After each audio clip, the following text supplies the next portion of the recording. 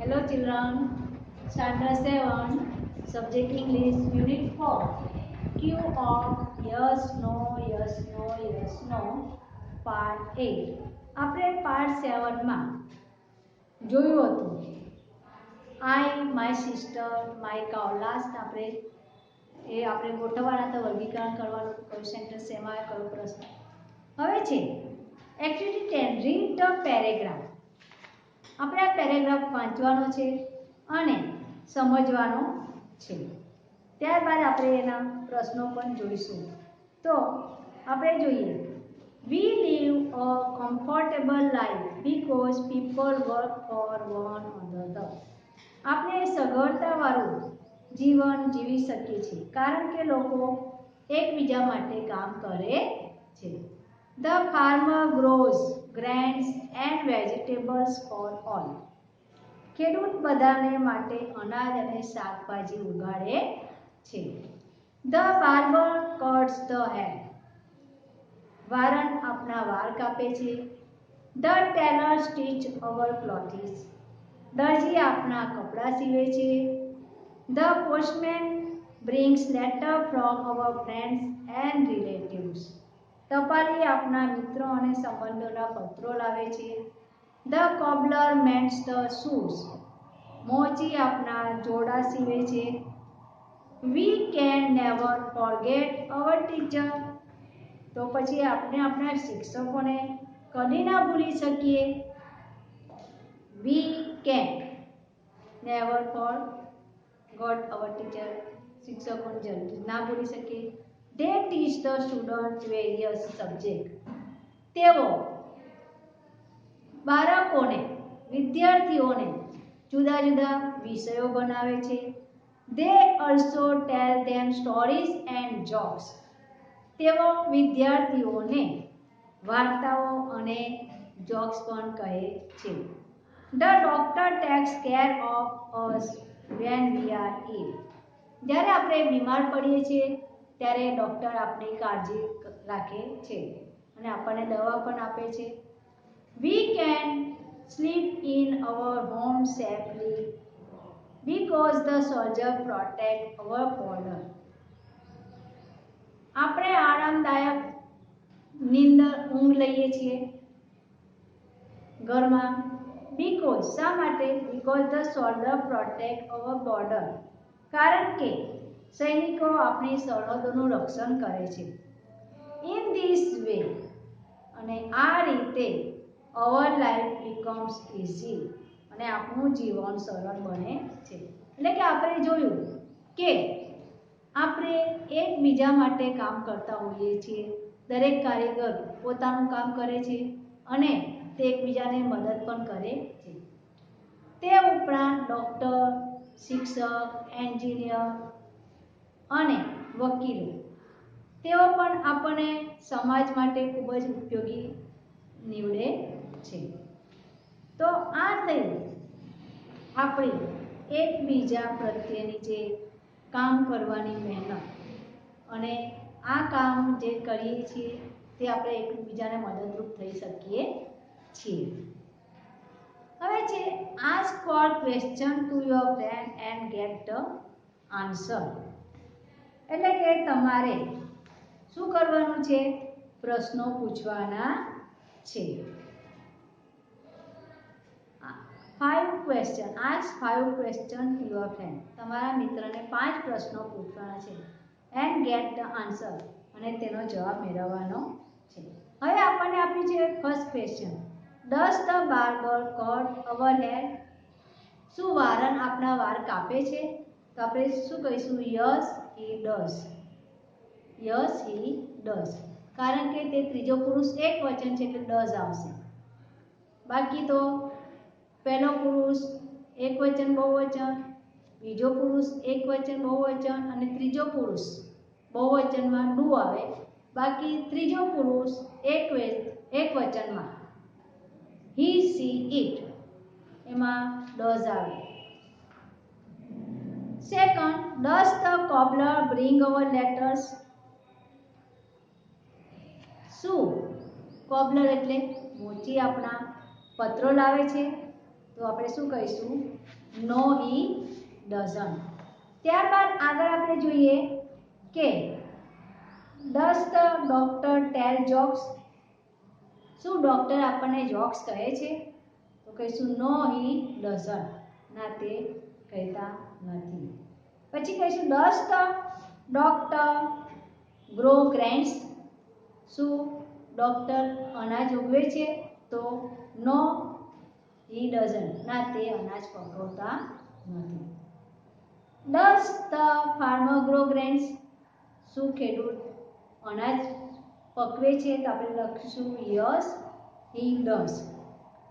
Does the teacher bring letters? શું શિક્ષક પત્ર લાવે છે? તો આપણે કહીશું નો હી ડઝન્ટ. ના, તે પત્ર લાવતા નથી. Does the doctor protect us? શું ડોક્ટર આપણું રક્ષણ કરે છે? તો no he doesn't. Does the soldier protect us? તો શું સૈનિકો આપણું રક્ષણ કરે છે? આપણે કહીશું યસ હી ડઝ. હા, સૈનિકો આપણું રક્ષણ કરે છે. આ રીતે આપણે દરેક પ્રશ્નો બનાવવાના છે અને આ રીતના પ્રશ્નો બનાવીએ એટલે એના આન્સર પણ યસ અને નોમાં હશે. ને આપણને હેડિંગ પણ યસ નો આપેલું જ છે એટલે આપણે યસ નો પ્રમાણે આપણે કરવાનું છે. ત્યારબાદ એક્ટિવિટી 11 જે છે એમાં જોઈશું do you know your hand hygiene score? તમને તમારા હાથના આરોગ્યનું ગુણાંકન ખબર છે? Put a tick mark in the appropriate box and count your score. યોગ્ય ખાનામાં ખરાની નિશાની કરો અને તમારા પોઈન્ટ્સ ગણો. હવે આપણે જોયું છે કે ઓલવેઝ એટલે દરરોજ અથવા હંમેશા. બરોબર? ઓલવેઝ એટલે દરરોજ અથવા તો હંમેશા.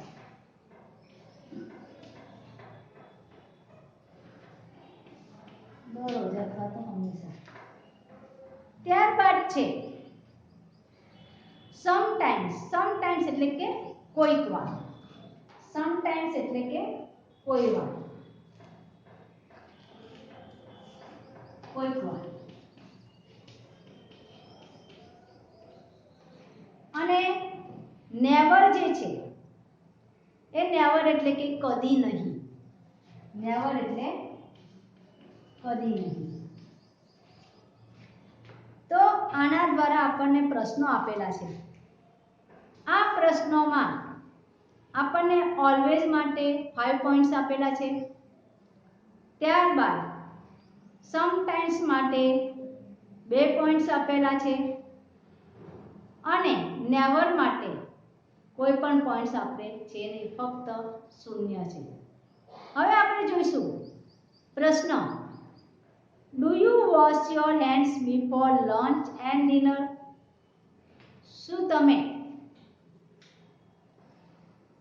જમ્યા પછી બપોરનું ભોજન અને રાતનું ભોજન દરમિયાન તમે do you wash your hand તમે હાથ ધુઓ છો? તો ઓલવેઝ આવશે. શું આવશે? ઓલવેઝ. બરોબર? ઓલવેઝમાં રાઈટ કરવાનું. હવે જે હું તમને કહું એમાં તમારે ટીકમાં કરતું જવાનું. Second do you wash your face hand and legs after play? Do you wash your face hand and leg after play? રમ્યા પછી તમે હાથ પગ ધુઓ છો? તો ઓલવેઝમાં રાઈટ કરો.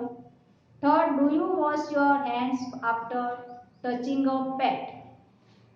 તમે જે પાળેલા પ્રાણીઓને ટચ કરો છો તો તમે હાથ પગ ધુઓ છો, તમારા હાથ ધુઓ છો? તો સમટાઇમ્સમાં કરો tick mark. Do you wash your hands using the toilet? ટોયલેટનો ઉપયોગ કર્યા પછી તમે હાથ ધુઓ છો? તો ઓલવેઝમાં કરો. Do you wash your hand after polishing your shoes? તમારા બૂટને પોલિશ કર્યા પછી હાથ ધુઓ છો? તો ઓલવેઝમાં કરો. Do you wash your hand with soap? હાથ સાબુ વડે ધુઓ છો? તો સમટાઇમ્સ કરો. Sometimes. Do you rub your hand for 20 second when you wash your hand. તમે હાથ ધુઓ છો ત્યારે 20 સેકન્ડ તમે હાથ ધુઓ છો તો નેવર કરો. નેવર એટલે કદી નહીં. આપણે 20 સેકન્ડ આપણે જોતા નથી. Do you dry your hand with a clean towel. તમારે ચોખ્ખા રૂમાલથી હાથ સાફ કરો છો તો sometimes. Do you wash your hand before opening the fridge. Fridge ખોલ્યા પછી તમે હાથ ધુઓ છો તો નેવર, કદી નહીં. Do you wash your hand after blowing your nose. તમારું નાક જ્યારે બહાર આવે છે ત્યારે, બહાર પ્રસરે છે ત્યારે તમે હાથને ધુઓ છો તો નેવર, કદી નહીં. એ તો આપણે લૂછી કાઢીએ આમ. Do you wash your hand after your arrange your bag. બેગને વ્યવસ્થિત ગોઠવ્યા પછી હાથ ધુઓ છો તો never. Do you wash your hand after touching a sick person. બીમાર વ્યક્તિને ટચ કરો છો તો તમે હાથ ધુઓ છો તો never. Do you wash your hand after touching a dirty place. ગંદી જગ્યા પર તમે હાથ અડકારો છો તો તમે હાથ ધુઓ છો તો સમટાઈમ્સ. સમટાઈમ્સમાં કરો. Do you rinse your hand well while washing hands. તો તમારે નેવરમાં કરો. અને do you wash your hand after cutting nails. Nails નખ કાપ્યા પછી તમે હાથ ધુઓ છો તે પણ નેવરમાં. તો અહીંયા આગળ આપણે એક્ટિવિટી જે છે 8 અને part unit 4 Q of yes no yes no yes no part 8 અહીંયા આગળ આપણે પૂરો કરીએ છીએ.